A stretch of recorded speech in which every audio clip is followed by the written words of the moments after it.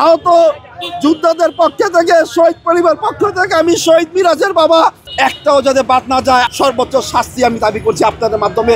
চাঁদপুর থেকে আসছে, শুধুমাত্র রায়কে কেন্দ্র করে আসছে এবং এই রায়টার জন্য একটা যুগান্তকারী রায় হয়।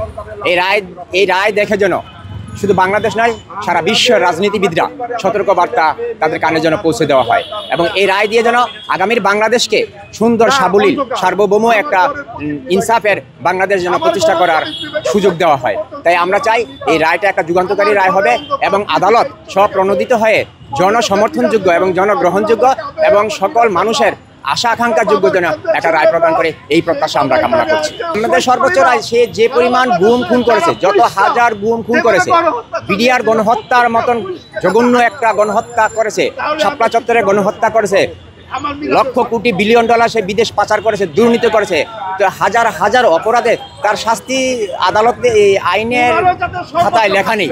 সর্বোচ্চ শাস্তি তো ফাঁসি, কিন্তু ফাঁসি তো একটা খুন করলেও হয়, একজন মানুষকে খুন করলেও একটা নর্মাল একটা গাঁজা খুন নেশাখোরেরও ফাঁসি হয়, কিন্তু সে যে এত অপরাধী। সারা বাংলাদেশে সবার পক্ষ থেকে আমি বলতে চাই, আহত যোদ্ধাদের পক্ষ থেকে, শহীদ পরিবার পক্ষ থেকে আমি শহীদ মিরাজের বাবা, আজকে যাতে রাষ্ট্র আল্লাহর রহমতে রাষ্ট্রকে যাতে বলে যে আইনজীবী যে ঘোষণা দিবে তাকে যাতে মুক্তা বলায়, সবাইকে যাতে ফাঁসির কাছে ফাঁসি রায় দেওয়া হয় এবং পুলিশ সেই সময় যাত্রাবাড়ি আঠু গেড়ে প্রতিযোগিতা করেছিল, মনে হইতেছে যে একটা গরুকে গুলি করতেছে, চিড়াখানার হরিণকে গুলি করতেছে। এই জন্য কি এই দেশের জন্য মানুষ আপনি জীবন দিয়েছে?